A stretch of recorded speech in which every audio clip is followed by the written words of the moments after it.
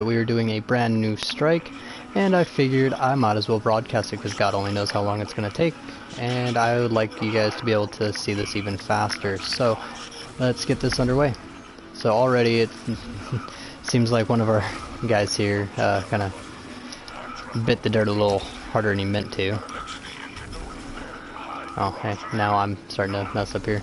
So yeah, this is completely new. I have never done this, so I have no idea what to expect. Maybe one of these two guys has done it, but I'm not 100% sure. I guess we will find out.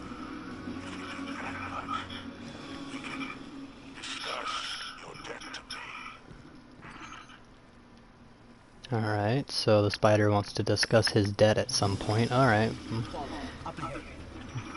I mean, he did kind of help us out with the barons and whatnot, so...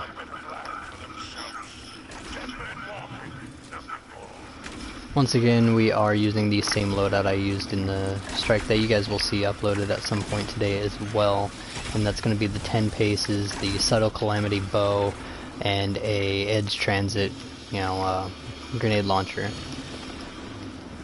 So far the bow is, even though it's an energy weapon, it is slowly turning into a primary for me. I just love how these feel. They feel fantastic.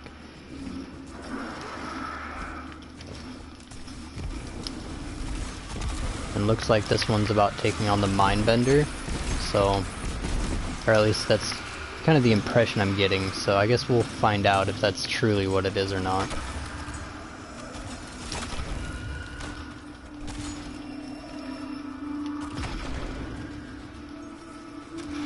That's a lot of thrall. And I got killed by the architects. My assumption is somehow my grenade killed me, but it's all good. I'll accept it. Unless there is an explosive barrel that I did not see, things happen. Is that a worm? You get to pick up a worm? Okay, that's a thing. Alright, the worm is infected with ether. Okay, so far all of my theories about this game and regarding like the Scorn and like the acolytes, or not acolytes, sorry, the Hive and the Scorn, the relationship between the two is appearing to come across as quite true, so that's actually kind of exciting. My whole theory was basically that the Hive worms and the Fallen have kind of found a way to coexist, I guess is a way of putting it. Now, I'm not sure if that's 100% true, but seeing that worm there kind of adds a little bit of evidence to the theory instead of it just being a wild, out there kind of theory. So I'm going to have to look into that a little bit, because you play through the game, you'll see every now and then, oh, speaking of the devil. So there's like stuff like this that kind of seems quite Hive-like, but usually, like recently, there's been a lot of fallen symbols around circles just like this, except for, they're not painful. So I'm not sure whether they've like learned Hive magic or twisted Hive magic to kind of make it their own. If that is the case, that is extremely cool. So it brings a whole new element. Now, I'm still certain that this will eventually lead up to our inevitable encounter with Savathun. I feel like she's probably behind a lot of the activities here in the Tangled Shore as well as the Dreaming City. I feel like she is playing a major role in it that a lot of people are not realizing. They're kind of letting it go unnoticed. So that's called a brood host. Okay. So that is going to be what I am going to be researching, brood host. Alright, that's very interesting. Pick up worm. Alright, so I picked up the worm, and I need to get it over here, it appears. Okay, so let's get this baby going. Don't mind the random stopping in my run. I do have a controller that has a little bit of a dead spot, so that tends to unfortunately be a thing to where it'll randomly stop my sprinting, so... Still working out the hows and whys to get an new controller, but that's just because, let's face it, I work full-time and I have bills, so we'll see what comes about. Whoa, the Brood Queen. Okay then, alright.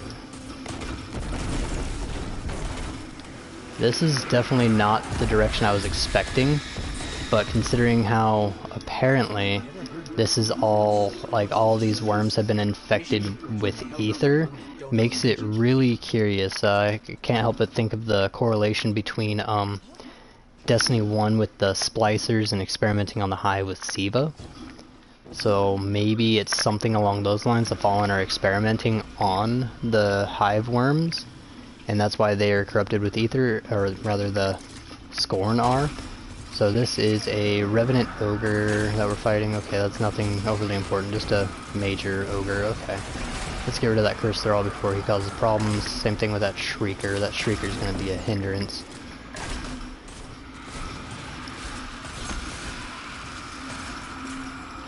And then we'll pull out the 10 paces for a bit and kind of showcase that. Like I said, guys, I don't even notice when I'm using, or the fact that I'm using the bow more than the other weapons that I'm trying to showcase. It's just that overwhelming, so keep in mind I do apologize ahead of time. But check out this distance and lack of damage fall off. Like, it is disgustingly consistent, and it does a metric fuck ton of damage, and it's just really easy to control using.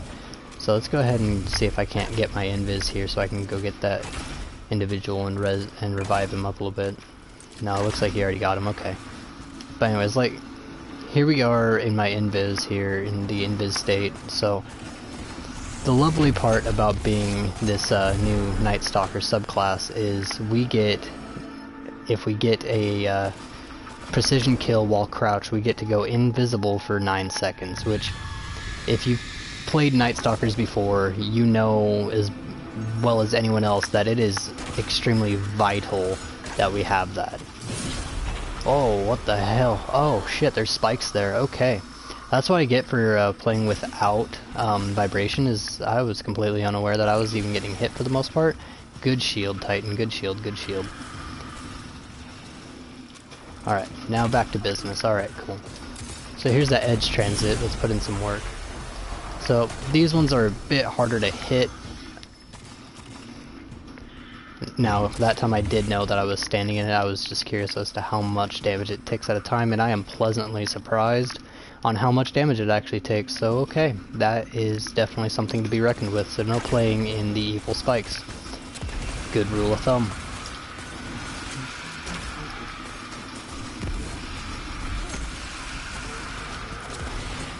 Now, I'm getting a little ballsy here, but that's just because I'm messing with thralls, and they're really not much of a threat, especially with my explosive arrows on the bow. Let's pull 10 paces out again. My assumption is we jump down this mysterious, dark, ominous hole.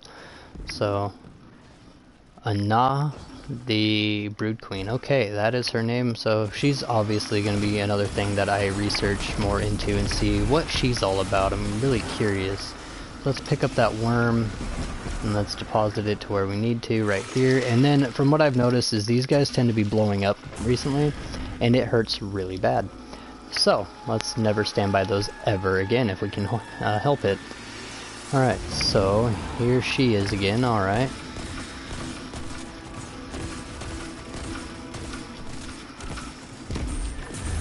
Shrieks emanate from above. Okay, so not sure if that's a sign that something bad is about to happen or if that was just her intro, so I guess we'll find out. I don't know what that ability is. Fire Nova Gaze? Okay. Reaches to the ever hunger. Okay. So that's an interesting thing. Alright. So far I'm really impressed with what Bungie has done with the strikes in the Forsaken expansion. From the ones that I have played, I am pleasantly happy and surprised, especially with the Prison of Elders map. Now, eventually we might get some actual gameplay footage of that. Last time I meant to record it, and I ended up, you know, making a typical little mistake, and it did not get recorded. So she conjured a shade, it says. Okay, so yeah, there's the shade. Oh, that was painful, but now, oh, okay, so the shade got me. But we did, and that's in Anna. Okay. Oh, jeez. That is ridiculously painful. Okay. So we're actually going to pop that, and we're going to attempt some ad clear, even though I have very low health. We're going to see what kind of mileage I can get out of this.